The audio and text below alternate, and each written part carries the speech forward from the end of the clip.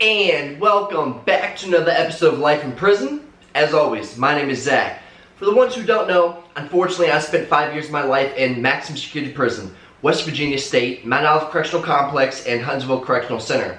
Since returning, got my medical degree, and I'm currently working in urgent care helping others who unfortunately cannot help themselves. So what I do is I pretty much speak about my time while I was in prison, along with getting out and the battles I've had to face while being a felon out here on the streets. And I also do video chat interviews with inmates still locked up in prison, regardless if it's for murder, drug charges, thieving, robbery, all over the sorts, just showing you what it's really actually like living life in prison. At the end of the day, you can portray shooting guns, selling dope, robbing, stealing things. You can see people on the internet. You can see people on Instagram, on Snapchat, Facebook, doing all this gangster stuff. But at the end of the day, it's going to get you in a prison cell and you're going to be all alone. All them homeboys, they gone. But hit that subscribe button, hit that bell notification button so you're first informed when I upload. This here is prison content. If you like it, go ahead and give it a thumbs up. So today what we're going to be talking about is what happens to officers whenever they get locked up, regardless if they're police or correction officers, DEA, CIA, all the above. What happens to them when they get incarcerated? So we've all pretty much seen the videos that whenever these cops and stuff get locked up in these jails and prisons, that all the inmates are automatically after them pretty much, because it depicts that a lot of the inmates that are in there, the officers put them in there, right? At the end of the day, it's not always like that, right? So first we start is jail, right?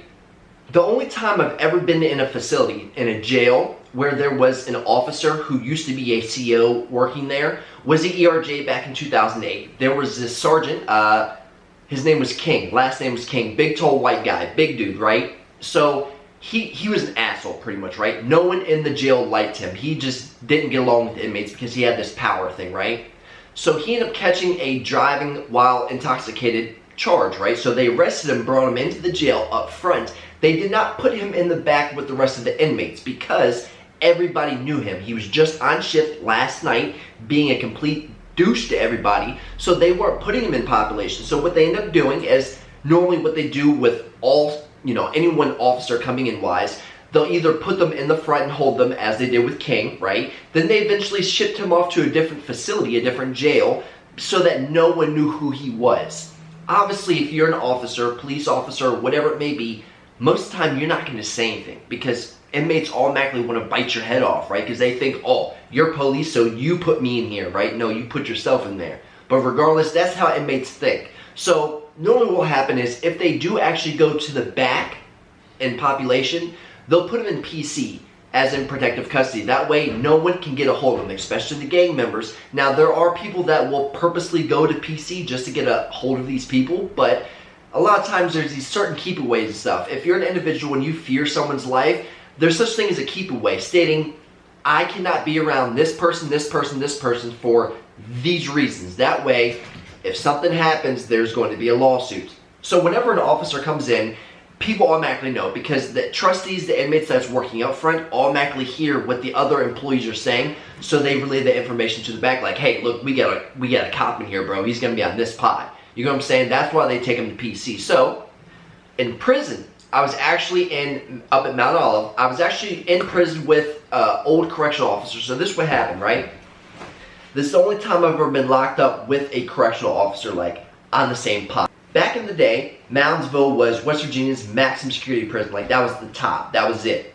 That ended up shutting down in the early 90s. That's when Mount Olive was then erected, right? So back then, Moundsville was that place. That was the killing ground. So this officer used to be working there at the time, right? Back in the 80s and 90s and stuff. So what eventually happened is this officer ended up going home, catching his wife cheating on him, like in the act with this dude.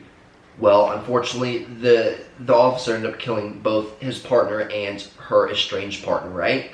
So now he has a life without sentence. So instead of putting him in PC, he was one of those guys that apparently back then a lot of the inmates got along with pretty much, because you got officers who are fine. They understand that this is the job. They go to job and they treat it just like that, a job. Not only that, you've got the individuals that treat the inmates like they're trash. Now this wasn't him, so he was kind of cool with the inmates. So when they did end up bringing him back to prison after he went to trial at the regional, they shipped him up to Mount Olive, and he's been living there ever since. Now he's never going home, and in my past video I've talked about people who are spending the rest of their lives in prison. So if you haven't checked it out, go ahead and check it out. It's the last video I put up, serving life in prison. Something you never want to do, right? So this is one of those individuals. He's an older guy, he's in his 50s now. You would never, by looking at him, you would not think that he's in there for murder. You would think he'd be in there for like bank fraud or something like that. There's a lot of older guys in there that are never getting out that have these heinous crimes, but until you get to know them and talk to them, you'll never know what they're in there for. So they know exactly who he is. You know, people don't give him no shit, but a lot of these other jails and prisons and facilities you go to, if the inmates know that you are a ex-cop now, even if you were breaking the law, right? That's most of the time why you're going to be in there. You obviously broke the law as a officer, and now you're in prison just like the rest of everybody else, right?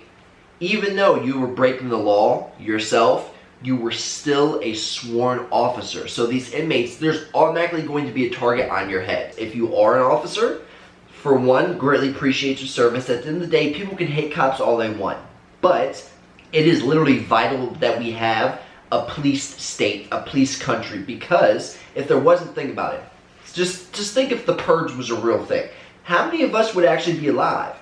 Exactly, we need officers. Now, are all officers really obeying and protecting and serving the law? No. There's always going to be someone that messes up for everybody else, but it doesn't mean that you need to then go and hate on all the officers that you come in contact with. They're just doing their job just like the rest of us are doing our jobs.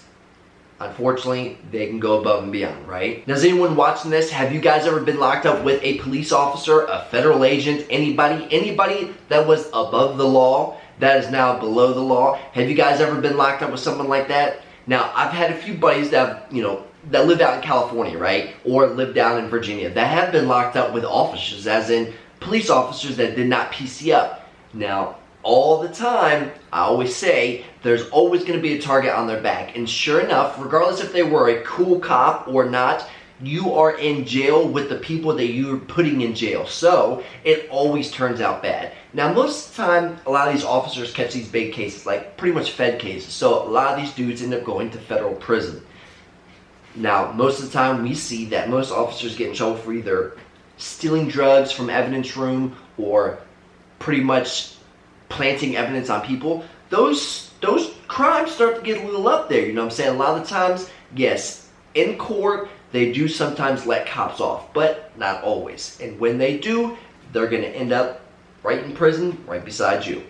Go ahead, hit that subscribe button, hit that bell notification button if you haven't. I greatly appreciate you guys' continued support. Today was just a short video on what happens to officers if they get locked up. Sometimes they're good, sometimes it's no bueno, my friends. As always, I send my utmost love, loyalty, respect. Keep pushing positivity, guys, and I hope you guys come back for more. We gone.